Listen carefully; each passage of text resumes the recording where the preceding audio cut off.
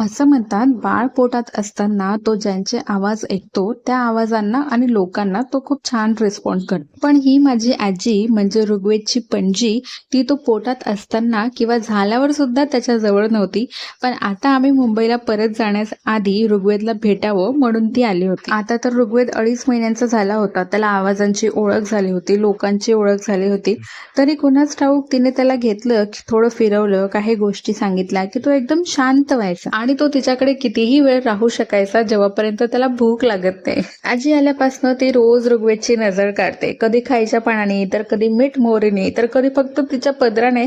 पण यातही खरं तर तिचं प्रेम आहे, कारण तिला असं वाटतं की तिच्या नातवाला कोणाची नजर लागायला नको. ऋग्वेदचा वेळ आजीबरोबर खूपच छान जात होता, त्यामुळे माझं अर्ध काम हलकं व्हायचं आणि मला स्वतःसाठी थोडा वेळ मिळायचा. आता स्वतःसाठी वेळ म्हणजे एवढंच की मी निवांतपणे एखाद्या दिवशी आंघोळ करू शकायचे किंवा केस व्यवस्थित धुवू शकायचे किंवा ऋग्वेदचं कुठलं कपाट आवरायचं आहे, कपडे आवरायचं आहे, ते सगळं करू शकायचे.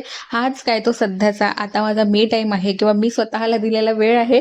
पण यातही मी खूप खुश आहे. बरं, त्यातही अर्धा वेळ हाच विचार करण्यात जातो की ऋग्वेद रडत असेल का, त्याला भूक लागली असेल का, किंवा खूपच जास्त वेळ झालाय का मी त्याला सोडून. सध्याचा माझा शेड्यूल खूप हेक्टिक आहे, पण तरीही हे सगळं करताना मला खूप मज्जा येते. संध्याकाळचं वातावरण खूप छान झालं होतं, म्हणून मग अनु ऋग्वेदला घेऊन बाहेर पडला होता आणि आमच्या घरासमोरच त्याला छान फिरवत होता. तोही खूप खुश असतो त्याला बाहेर नेलं की. इथून जाण्याआधी ऋग्वेदला सहजच म्हणून एकदा त्याच्या पेडियाट्रिशियनकडे घेऊन गेलो. हंतोडकर म्हणून साईनगरला डॉक्टर आहेत, त्यांच्याकडे आम्ही ऋग्वेदची आतापर्यंतची सगळी ट्रीटमेंट केली आहे.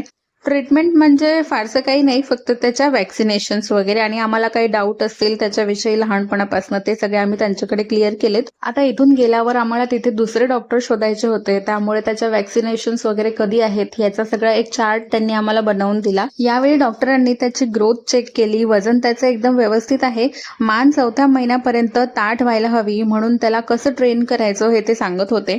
त्याचबरोबर इथून पुढे त्याला पालथं व्हायसाठी सुद्धा कसं ट्रेन करायचं हे ते सांगत होते. आतापर्यंत घरी दिवसभर आई आणि मम्मी असायच्या, त्यांच्या गोष्टी दिवसभर संपायच्या नाही.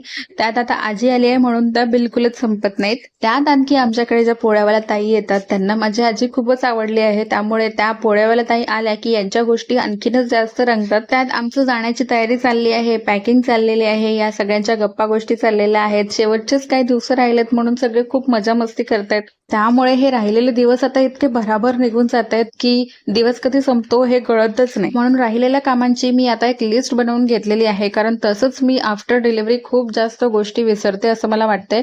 तुमच्यापैकी कोणाला हा अनुभव असेल तर मला सांगा. चला भेटूया नेक्स्ट ब्लॉग मध्ये. बाय.